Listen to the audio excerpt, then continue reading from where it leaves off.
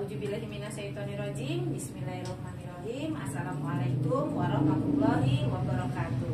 Waalaikumsalam warahmatullahi wabarakatuh.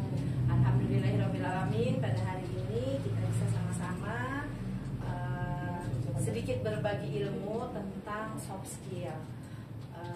Sebelumnya saya mau memperkenalkan diri dulu. Nama saya Rahmaninda Barat. Saya lahir di Jakarta 24 Maret tahun 74, tapi saya selalu beranggapan usia saya 28. Saya menolak Tuhan. Alamat saya kebetulan di Jalan Kemangi, perumahan Karpotex, Sujang Samarinda. Kalau ada yang mau menghubungi saya silahkan, ini ada nomor handphone saya, kemudian mau email juga boleh. Saya adalah senior coach Mini University Kaltim Trainer, kemudian saya juga ketua umum trainer Kaltim. Saya termasuk business owner dan pengajar juga. Saya adalah owner dari Miss Kriuku, kemudian dosen praktisi kewirausahaan di beberapa kampus di Samarinda. Mudah-mudahan bisa ke daerah lain ya. Kemudian saya memang adalah pendamping UMKM yang sudah berlisensi BNSP, kemudian digital marketing juga sudah certified BNSP. Mudah-mudahan nanti ada certified lagi. Baik, sebelum kita memulai masuk ke materi, ada baiknya mudah-mudahan apa yang kita jalankan hari ini diberikan kelancaran. Mari kita sama-sama berdoa. Saya yang akan memimpin doa. Berdoa dimulai.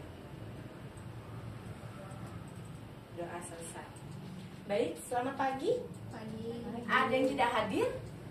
Atau saya absen dulu ya. Mbak Amelia? Hadir. Hadir. Mbak Dija? Hadir. Mbak Ipe? Hadir. Alhamdulillah, jadi semuanya hadir. Tidak ada yang absen. Pintar-pintar, anak pandai. Nah, sebelumnya kita lanjut adalah ke safety induction dan rules. Salah satunya adalah untuk kita bisa sama-sama menyerap ilmu ini, saya minta untuk tidak bermain HP. Kemudian tidak makan dan minum, karena nanti kalau makan dan minum di kelas tidak konsen mendengarkan saya menyampaikan materi.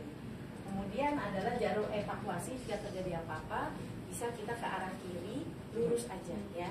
Dan titik kumpulnya di situ. Mudah-mudahan aman sentosa. Oke, next. Ini adalah karena ini adalah memang kelas pertama dan perdana kita untuk menyampaikan tentang materi yang ingin saya sampaikan. Apa sih mental block? Mental block itu bisa disebut juga dengan hambatan diri. Salah satunya itu bisa membuat kita tuh malas melakukan apa saja. Kemudian juga cenderung merasa tertekan dan mudah tersinggung. Kalau bahasa gaul sekarang itu baperan, ya. Jadi jangan baper.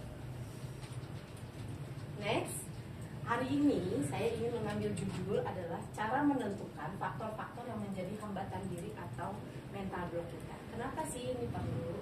Karena kalau kita tidak melawan mental block yang di dalam diri ini, kita itu akan mengalami susah banget nanti untuk maju, untuk sukses, untuk berkembang. Jadi perlu kita tahu kenapa sih harus kita tahu tentang mental block di dalam diri kita sendiri.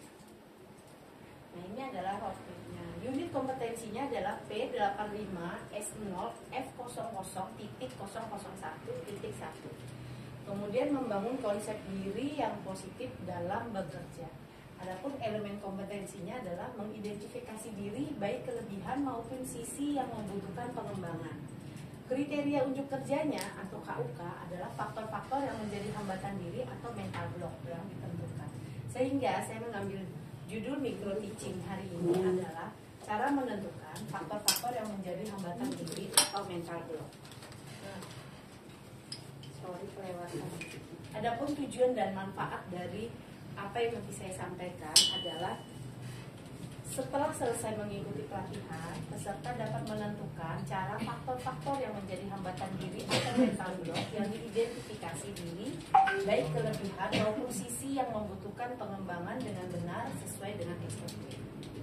Adapun manfaatnya adalah peserta dapat menentukan faktor-faktor yang menjadi hambatan diri atau mental block sehingga peserta dapat membangun konsep diri yang positif dalam bekerja. Ini adalah tujuan dan manfaat. Sehingga memang betul-betul kita harus tahu mental block dalam diri kita ini, hambatan yang menjadi hambatan dalam diri ini apa sih untuk kita maju. Kadang-kadang ya, contoh misalnya patah hati. Patah hati itu itu kadang-kadang membuat kita ada yang sampai depresi berat, itu sampai bunuh diri. Mudah-mudahan teman-teman nggak ada ya. Jangan sampai. Tenang, kalau patah hati masih ada 100 orang yang akan mengantri. Ini adalah pengertian hambatan diri atau mental block. Hambatan diri atau mental block adalah bentuk ketidakyakinan dalam diri yang berasal dari pikiran bawah sadar yang akan ditransfer ke pikiran sadar. Jadi kita tuh di bawah sadar kita, di bawah alam sadar kita tuh suka, kayaknya aku nggak bisa deh, sepertinya aku nggak mampu. Nah, hal-hal yang negatif di pikiran ini yang harus kita lawan. Kita harus jadikan itu adalah supaya untuk menjadi positif. Misalnya kita, kalau sekarang tuh kayak kita harus mengafirmasi diri kita. Jadi, oh saya pasti bisa, saya mampu, gitu ya. Nah, jika mental block tidak diatasi, kita akan sulit berhasil atau sukses karena pikiran bawah sadar akan menyabotase segala upaya apapun itu. Jadi, apapun itu mental block atau hambatan diri itu harus kita lawan. Siapa yang bisa melawan? Ya diri kita sendiri. Kalau teman atau yang lain hanya bisa membantu saja, memberitahu, membimbing dan sebagainya. Yang bisa melawan diri kita sendiri. Nah, ini salah satu faktor-faktor yang menjadi hambatan diri atau mental block, antara lain, satu, itu cenderung merasa tertekan. Jadi kayaknya tuh merasa segala sesuatu yang akan kita lakukan tuh kayak beban banget gitu. Misalnya kita mau belajar, mau kursus deh, misalnya mau kursus komputer, alasan tuh banyak banget. Aku nggak ada waktu, nanti biayanya berapa, kemudian nanti bisa apa enggak. Itu salah satu menghambat proses. Kemudian tidak memiliki energi atau merasa malas melakukan apapun. Jadi bangun pagi harusnya kita sudah bisa berkegiatan lain, itu males. Udahlah main HP aja, tidur-tiduran. Terus mau bangkit aja males, mau beli sarapan aja males keluar, ya kan? Itu salah satu menghambat atau faktor-faktor yang menentukan mental block kita. Kemudian hati itu terlalu sensitif gitu, atau mudah tersinggung. Nah ini, atau baperan tadi. Misalnya Mbak Amelia ngomong, Mbak Dija, kamu hari ini makan apa? Jangan banyak-banyak makan. Maksudnya supaya sehat. Mbak Dija tersinggung, baperan, wah ini nyindir. Hal-hal seperti itu harusnya bisa kita kondisikan. Jangan sampai kejadian ya. Itu hal-hal yang sepele. Kalau sekarang tuh seperti artis. Artis itu kan ada fansnya ya, tapi juga ada haters. Nah, hatersnya itu cuekin aja, jangan diambil pusing. Kemudian yang keempat adalah kurang bergairah saat berhubungan dengan lawan jenis. Wah ini udah dewasa nggak usah ya, masa dibahas. Oke. Yang penting satu yang harus kita ingat itu adalah cenderung merasa tertekan. Ini salah satu faktor yang menentukan mental block. Jadi kita harus betul-betul jangan dikit-dikit, aduh kayaknya nih beban deh, kayak beban hidup. Kemudian tidak memiliki energi atau malas. Nah, malas ini memang harus dilawan. Jadi sebisa mungkin kita harus punya semangat. Kita harus punya why kita di depan ini apa sih? Why besar kita ini apa? Mimpi kita itu apa? Sehingga kita bisa melawan bahwasanya kita tidak malas. Kemudian hati yang sensitif atau mudah tersinggung atau baperan.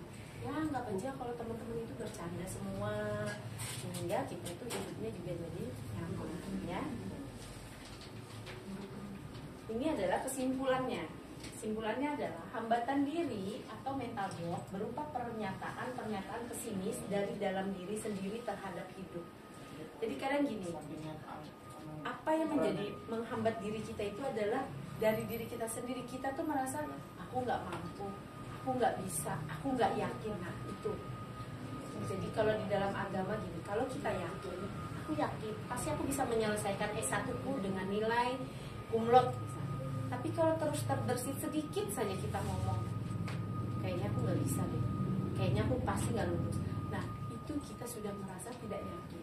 Itu salah satu yang menghambat ketidakyakinan kita itu. Pernyataan-pernyataan pesimis itu harus kita ganti dengan pernyataan-pernyataan yang optimis. Misalnya, aku pasti bisa. Aku akan 2 tahun ke depan aku akan bekerja menjadi manajer suatu perusahaan besar. Nah dengan cara apa? Itu tadi melawan tertekan, melawan malas, melawan baperan. Itu yang harus dilakukan. Sehingga kesimpulan lainnya adalah sehingga hambatan diri atau mental block itu harus bisa dihilangkan dari dalam diri agar kita bisa sukses dalam bekerja. Jadi kalau teman-teman mau sukses, jangan merasa baper, jangan merasa tertekan, jangan cepat tersinggung, ya. Tadi baper atau cepat tersinggung. Nah, ini adalah, atau mungkin ada yang mau bertanya? Ya, silakan, Mbak. Apa sih bisa Ibu sebutkan nggak 2 faktor mental block? 2 faktor yang mental block tadi sebenarnya sudah saya sampaikan. Yang pertama adalah kita cenderung merasa tertekan, ya. Merasa tertekan, misalnya Mbak Dija merasa kepingin jadi mentor misalnya, ya, coach yang luar biasa, yang nasional. Jadi Mbak Dija merasakan itu luar biasa. Tapi jangan, karena kita yakin kita punya kemampuan, ya, harus kita lawan. Kedua adalah kita merasa sering malas. Jadi misalnya bangun tidur udah malas. Harusnya kita bisa melakukan hal banyak positif, pada akhirnya bisa tidak kita lakukan, ya. Bisa diterima? Bisa. Terima kasih. Ada yang lain? Sudah ngerti semua, ya? Paham, Ibu. Paham? Oke. Ini akan saya berikan soal.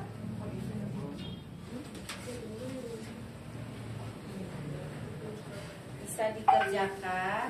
Saya beri waktu 3 menit. Gampang kok. Soalnya apa pengertian dari hambatan diri atau mental block? Kemudian sebutkan 2 faktor yang menghambat diri. Silakan dikerjakan.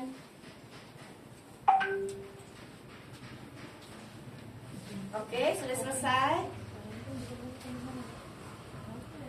Sudah? Baik, bisa dikumpulkan kembali. Cek ya. Wow, luar biasa. Bagus-bagus semuanya nilainya. Benar, ya. Tepuk tangan dong buat diri kita. Nah, berikut adalah saya akan memberikan evaluasi untuk ini sama dengan yang tadi, ya, sudah kita lakukan, bahwasannya tadi sudah dijawab.